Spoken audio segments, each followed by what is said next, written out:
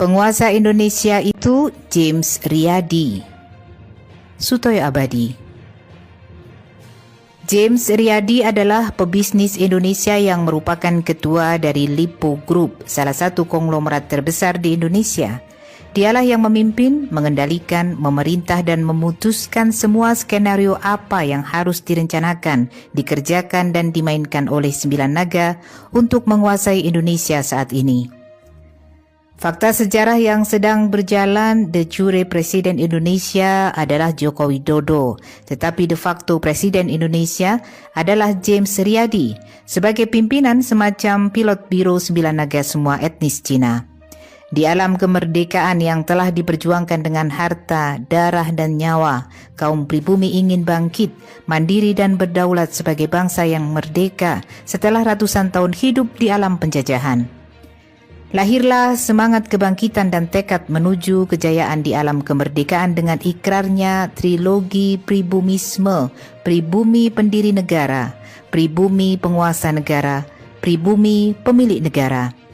Kaum pribumi merasa sakit hati oleh kritikan etnolog Belanda Profesor Vet bahwa rakyat Indonesia seperti kambing mudah dijinakkan. Bahkan Gubernur Jenderal de Jonge di tahun 1930-an masih juga berkata Belanda akan menjajah 300 tahun lagi. Sun Yat-sen mengatakan bangsa Indonesia sebagai bangsa yang tidak punya keinginan untuk membebaskan diri dari penindasan, ibarat a seat of lost sand, bagaikan pasir yang meluruk dan rapuh. Kritikan dan ejekan di atas sangat menyakitkan. Tetapi apa yang terjadi setelah 76 tahun merdeka, Indonesia kembali dijajah kekuatan asing. Hanya dalam kurun waktu 10 tahun Presiden Jokowi telah menyerahkan kedaulatan negara ke penjajah gaya baru tanpa perang. Skenario Cina caplok Indonesia tanpa perang. Puncaknya adalah pembangunan ibu kota negara IKN. Ini bukan hoax, bisa diadu dengan data intelijen. Tahap pertama, Jokowi menunjuk Bos Sinarmas sebagai wakil kepala IKN dan memerintahkan pengembang Cina seperti Agung Sedayu, Podomoro, Ciputra, Lipo dan lain-lain untuk membangun pemukiman Cina di IKN. Tahap kedua, kerjasama IKN dengan Shenzhen City, Twin City sebagai konsultan tata kota agar landscape-nya sesuai pesanan Xi Jinping.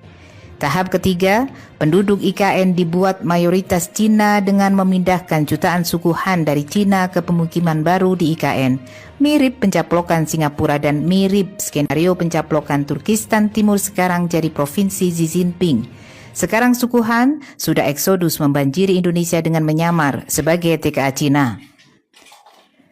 Sebentar lagi pindah setelah pemukiman IKN siap huni.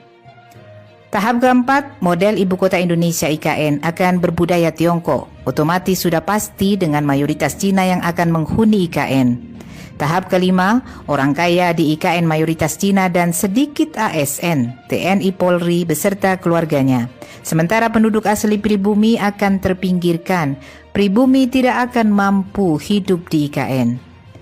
Tahap keenam, IKN adalah skenario awal berdirinya negara Indochina. Diikuti kebangkrutan Indonesia di berbagai provinsi akibat kebijakan yang tidak memihak pribumi dan elit pusat hidup mewah foya-foya dari fasilitas negara sebagaimana terjadi di negara berideologi komunis. Tahap ketujuh, terjadi pemberontakan di tiap daerah dan banyak provinsi yang ingin merdeka sebagai protes kebijakan pemerintah komunis yang otoriter seperti negara komunis Cina dan Korea Utara. Tahap ke-8, demi mempertahankan kekuasaannya, pemerintah pusat menerapkan kebijakan yang super ketat dengan membatasi media sosial seperti Google, Twitter, Instagram, Facebook, WhatsApp, mirip yang terjadi di Cina dan Korea Utara sekarang. Tahap ke-9, dalam rangka mengkomuniskan Indonesia, kekuatannya jauh lebih kuat dan mengerikan dibandingkan dengan tragedi G30 SPKI. Sadar atau tidak, peranan Jokowi sebagai Presiden boneka RRC sangat sentral.